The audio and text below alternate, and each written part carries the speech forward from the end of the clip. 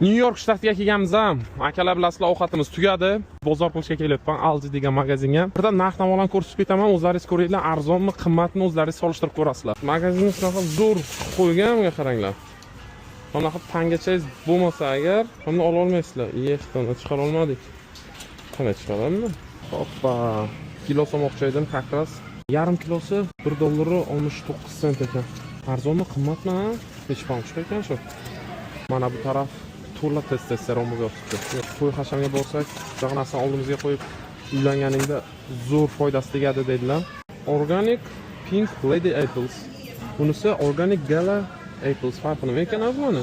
O'ylash arzonroqni olamiz. Ikkita olsak.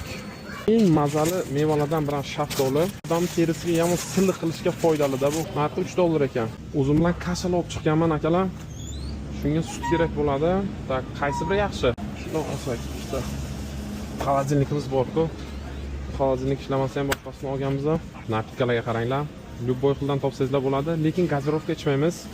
Gazirovkani foydasidan ko'ra zarari ko'p. Eng yaxshisi oddiygina sok. Cranberry. Amerikada eng arzon narsalardan biri bilasizmi? Bananda $1 emas, 73 sent. Biz skaner qilamiz, pulni to'lab chiqib ketamiz. Magazinda shunaqa joycha bor, polni syomka ketadi. Tepalarda ham kamera bor. Просто tak olib chiqib ketaman deb o'ylash mumkin emas.